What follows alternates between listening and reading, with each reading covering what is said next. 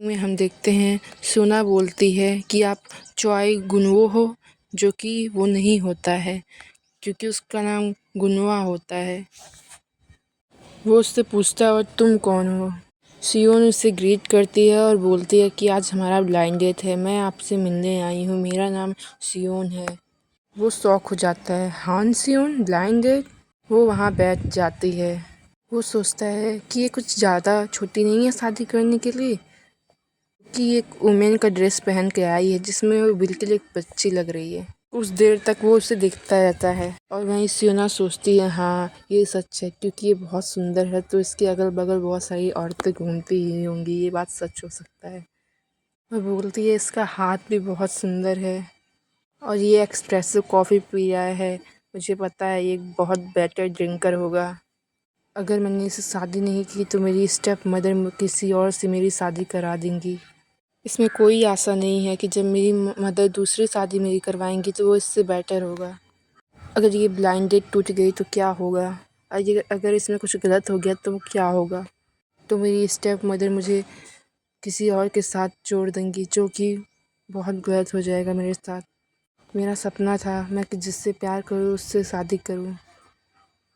अब मुझे कोई फ़र्क नहीं पड़ता मैं किससे शादी करूँगी। क्या हुआ है दूसरी वुमन के साथ इन्वॉल्व हुआ है, मैं ऐसे डिवोर्स दे दूँगी बाद में चलकर। बस मुझे अपने घर से बाहर निकलना है, अपने स्टेप मदर से दूर हो जाना है।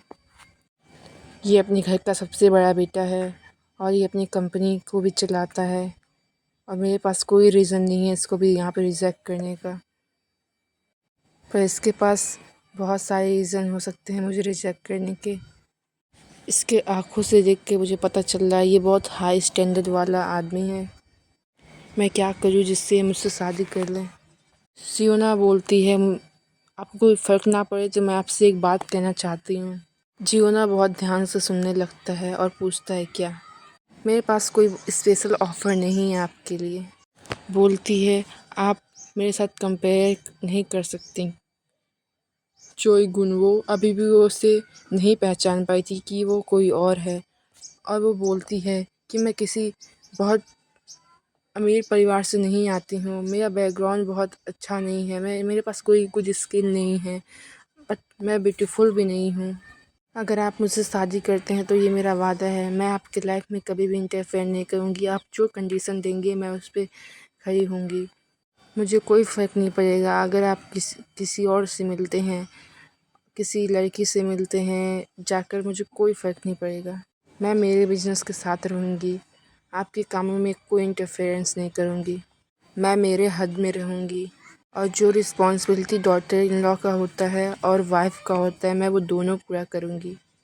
मैं आपसे कभी भी प्यार की उम्मीद नहीं करूँगी और मेरा वादा है मैं ये सब आपसे कभी नहीं मांगूंगी।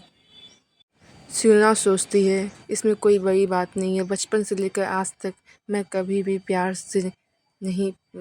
प्यार नहीं पाई हूँ, ना ही उस अफेक्शन को पाई हूँ जो कि एक फादर से भी मिलता है। ये कंडीशन कोई बहुत बड़ी नहीं होगी क्योंकि मैं बचपन से ये सब झेलते हुए आई हूँ।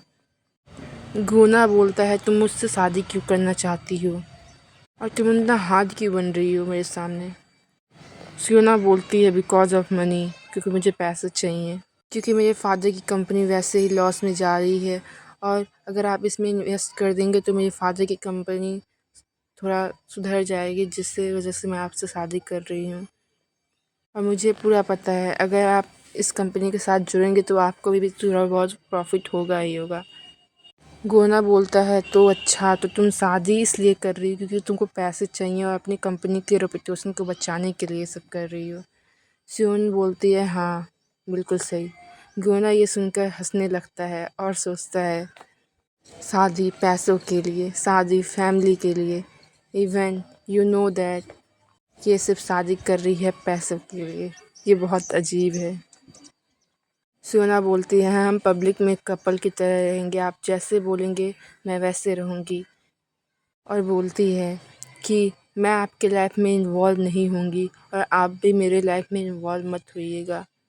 सो इससे हम एक पीसफुल मैरिज की शुरुआत कर सकते हैं और इस वजह से हम कंफर्टेबल भी रहेंगे ऑर्डिनरी कपल के सामने। और यही सब मैं आपसे कहना चाहती थी। गुना बहुत सोच में चला जाता है। मिस्टर चोई गुनवो, अगर आपको कोई ऑब्जेक्शन नहीं है, विल यू मैरी मी, क्या आप मुझसे शादी करेंगे? गुनवा सोचता है क्या प्रपोज़ल है, बुरा नहीं है। सीरियसली यही सब तो कंडीशन मैं चाहता था, जो मेरी ग्रैंडमदर के सामने ये सब दिखावा कर सके, जो कि मेरी लाइफ में नहीं घुसेगी और ना ही मुझसे प्यार या अटेंशन मांगेगी। गुनवा बोलता है मुझे लगता है मुझे आपको कुछ बता देना चाहिए, कुछ पॉइंट जो आपको पता होना चाहिए। मैं कोई फ़र्क नहीं पड़ेगा अगर मैं तुम्हारी लाइफ में इन्वॉल्व ना हूँ, और तुम्हें कोई फ़र्क नहीं पड़ेगा अगर मैं 100 वुमेन से भी मिलूँ तो। सियोना बोलती है हाँ, मुझे कोई फ़र्क नहीं पड़ेगा, मैं आपसे कोई आर्ग्यू नहीं करूँगी। गुनवा उसे देखने लगता है और सोचता है क्या लड़की है, क्या लड़की है ये। बस बोलती है कि आप किसी लड़के को घर पर मत लेके आइएगा, मेरे प्राइवेसी में मत किसी को लेके आइएगा, और किसी के साथ वायलेंस मेरे रूम में मत कीजिएगा। ये सुनकर गुनवा शॉक हो जाता है और लिटरली वो बोलता है क्या तुम मेरे बारे में ऐसा सोचती हो? क्या मैं लड़कियों के पीछे पागल हूँ? सुनवा बोलती है मुझे माफ़ कर दे, लेकिन मैं जो कहना चाहती थी मैं आपको बोल दी। गुनवा बोलता है ठीक है, डील। सियोना शॉक हो जाती है और गुनवा बोलता है चलो मैरिज करते हैं, और इन्हीं सभी कंडीशन पे ही मैरिज करते हैं। अब मुझे तुमको एक बात बताना है। आई एम नॉट चोई गुनवो, माई नेम इज़ चा गुनवा। ये सुनकर सुनवा शॉक हो जाती है और अपना कार्ड निकाल कर गुनवा उसको देता है। सुनवा पढ़ती है फेम फूड, ये तो कोरिया का सबसे बड़ा फूड कंपनी है। गुनवा बोलता है कि मैं बहुत सालों बाद अब्रॉड से यहाँ पर आया हूँ और मैं करंटली सीईओ हूँ अपनी कंपनी में। जो कॉन्ट्रैक्ट तुमने मुझे बताया, इस कॉन्ट्रैक्ट के हिसाब से मैं तुम्हारा ग्रूम बन सकता हूँ।